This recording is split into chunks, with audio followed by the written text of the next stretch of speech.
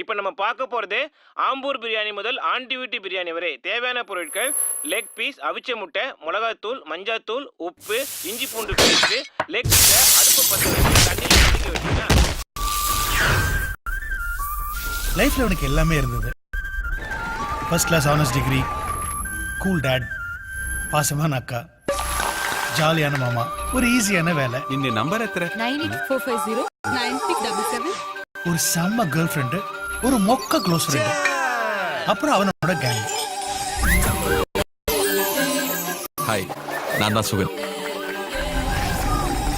I had a perfect life. ஆனா இவங்கிட்ட இருக்கிற ஒரே ஒரு கெட்ட பழக்கம், நான் எப்பெல்லாம் சைட் டிஷ்ஷா சரக்கு அடிக்கிறனோ அப்பெல்லாம் மெயின் டிஷ்ஷா பிரியாணி சாப்பிட்டே ஆகணும். பிரியாணி தான் வேணுமா? இந்த தோசை இட்லிலாம் சாப்பிட மாட்டீங்களா? எனக்கு பிரியாணி வேணும். டாட். நீ என் வாழ்க்கையில வந்ததுலேருந்து தான் என் கட்டம் மகா மட்டமா போதே. ஏன்னா அப்படி பேசிட்டு இருக்க? Think fast. இப்ப சொல்றேன்டா, இன்னில இருந்து நம்ம டைம் மாறுது.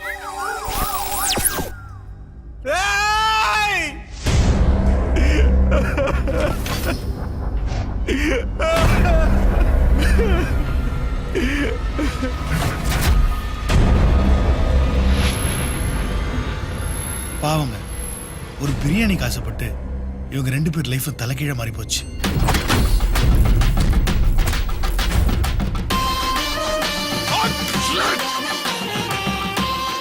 ஆசைக்கு ஒரு வாட்டி ஓட்டி பார்க்கலாமே.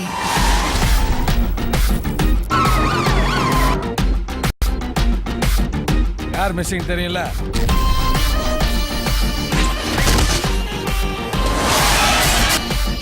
நான் எவ்வளவு பேர் பிரச்சனை இருக்குன்னு தெரியுமா உனக்கு?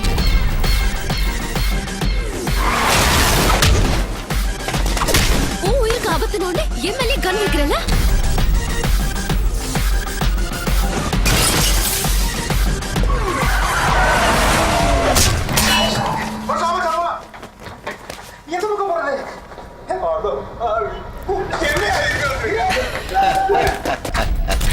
போடா, ஆண்டவனே நம்ம பக்கம் இருக்கா. சுவையான பிரியாணி ரெடி. என்னதான் இருந்தாலும் டம் பிரியாணி வேஸ்ட். இந்த பிரியாணி செம்ம டேஸ்ட். வெங்கட் பிரபு டயட் இல்லையா?